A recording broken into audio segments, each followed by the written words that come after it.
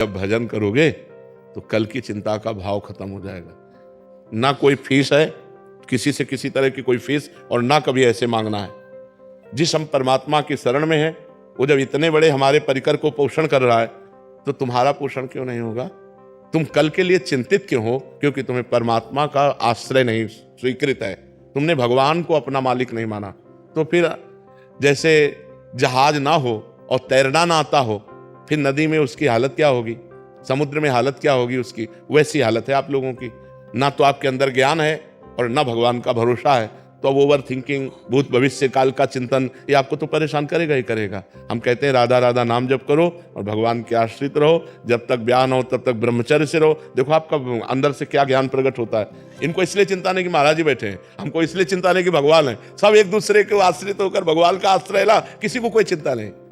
आप चिंतित क्यों हो रहे हैं अपने लिए, परेशान क्यों हो रहे हैं? हम कहते हैं आप ब्रह्मचर्य रह के देखो और नाम जप करो, बड़ी बड़ी विपत्तियों को रौंद के ना निकल जाओ। तो हमसे बताओ, ब्रह्मचर्य वो पावर है जो आपकी सोच को पॉजिटिव करता है, लोग समझ नहीं पा रहे।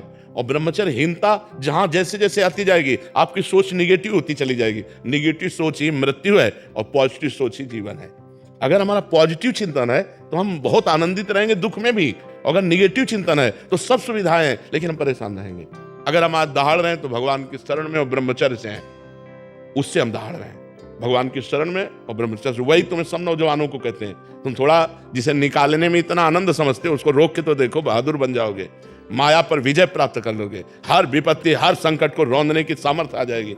धर्म से चलो, पवित्र आचरण करो, क्यों भविष्य की चिंता करते हो? वर्तमान को संभालो।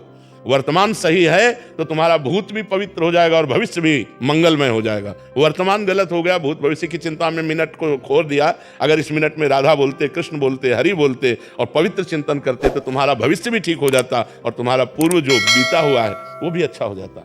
इसलिए नाम जप करो और ब्रह्मचर्य की तरफ कोई देख ही नहीं रहा।